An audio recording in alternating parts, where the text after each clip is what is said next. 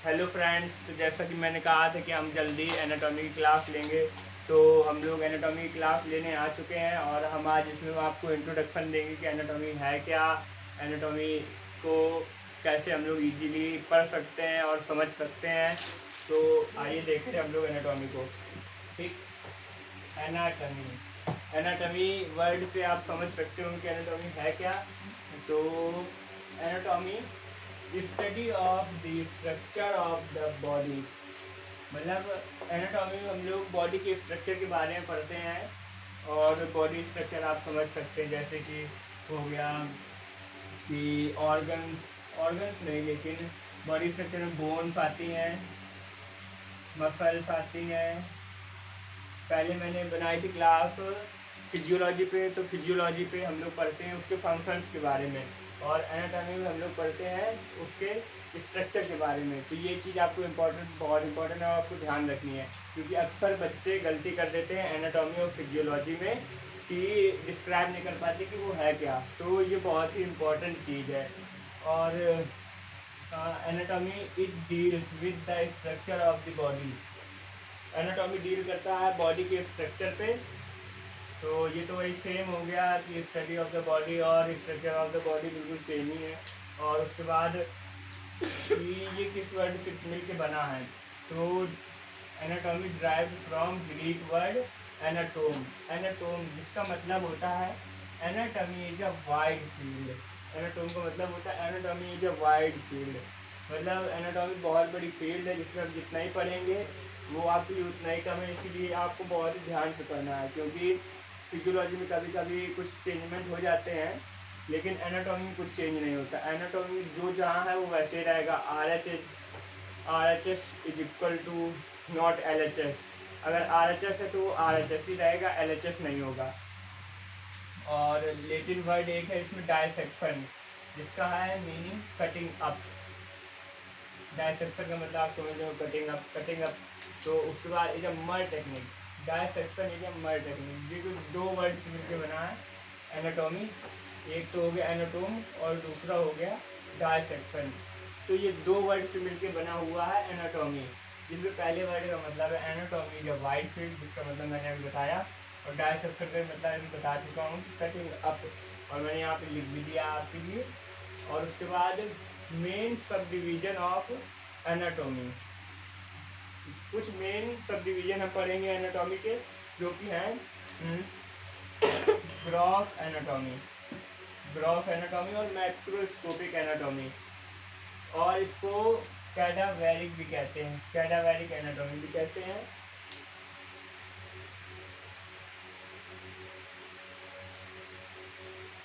इसमें हम पढ़ते हैं अब branch of anatomy for understanding the एपिडियम्स of parts of organs and their relation with unaided eyes.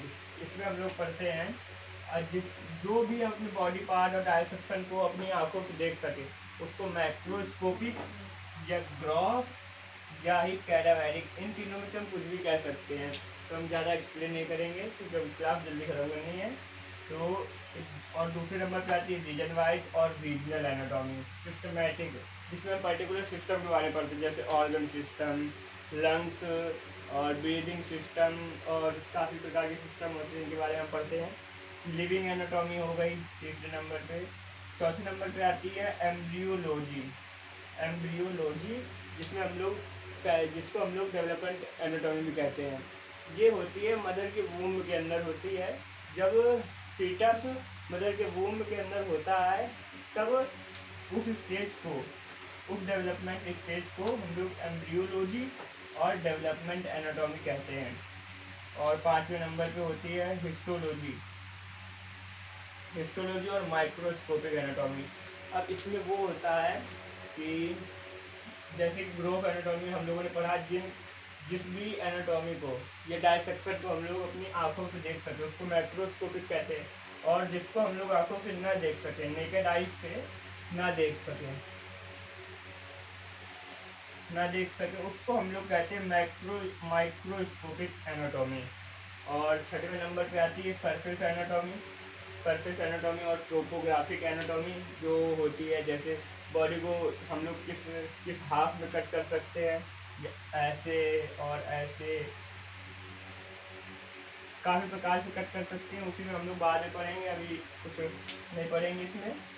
Radiographic and imaging anatomy, radiographic और इमेजिंग एनाटॉमी आती है।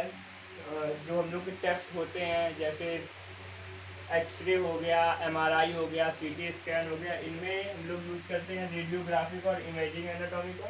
उसके बाद हम लोग आगे बढ़ते हैं, 8वें नंबर पे आते हैं comparative anatomy.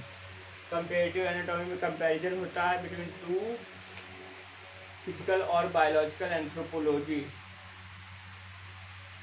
Physical biological anthropology, comparative anatomy में दो कंपैरिजन करते हैं, लेफ्ट साइड और राइट साइड का। और 9th में आते हैं हम लोग अप्लाइड एनाटॉमी पे। अप्लाइड एनाटॉमी को क्लिनिकल एनाटॉमी कहते हैं, जिसमें हम लोग हॉस्पिटल के बारे में पढ़ते हैं और हॉस्पिटल से रिलेटेड काफ़ी सारी जानकारियाँ प्राप्त करते हैं। और उसके बाद 10th नंबर पे आते हैं फिजिकल एंथ्रोपोलॉजी और बायोलॉजिकल एनाटॉमी।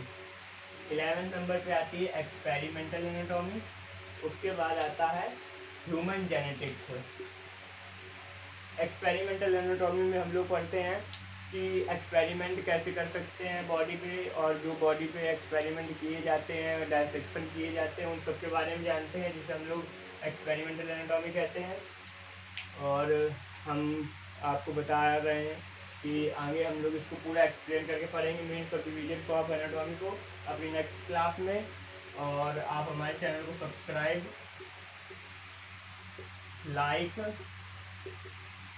और जहाँ भी आपको दिक्कत आए तो आप हमें कमेंट कर सकते हैं। तो आज के लिए इतना ही, बाकी हम लोग आपको नेक्स्ट क्लास में मिलते हैं।